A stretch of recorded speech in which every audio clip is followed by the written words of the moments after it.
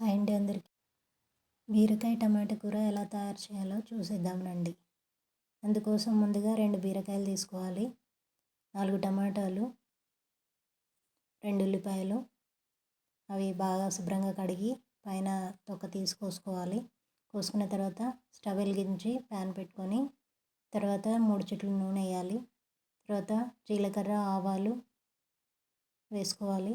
అవి కొంచెం వేగిన తర్వాత మనం తరిగి పెట్టుకున్నటువంటి ఉల్లిపాయ వేయాలి. అది కొంచెం వేయగానే కరివేపాకు కూడా వేయాలి. కరివేపాకు వేసి అవి వేగిన తర్వాత అల్లం వెల్లుల్లి పేస్ట్ వేయాలి, 1 స్పూన్ అంతా. అది కూడా పచ్చివాసన పోయేదాకా వేయించాలి. వేగిన తర్వాత కొంచెం పసుపు వేయాలి,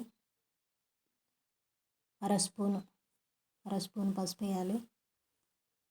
వేసి తర్వాత మనం తరిగి పెట్టుకున్న బీరకాయ టమాటా ఉంది కదా, అవి వేసేయాలి. అవి వేసేసి బాగా కలపాలి. బాగా కలిపేసి మూత పెట్టాలి.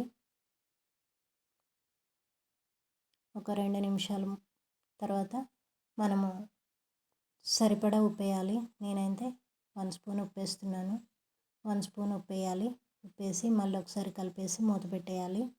మూత పెట్టేసి కొంచెం మగ్గనివ్వాలి. వాటర్ వచ్చిన తర్వాత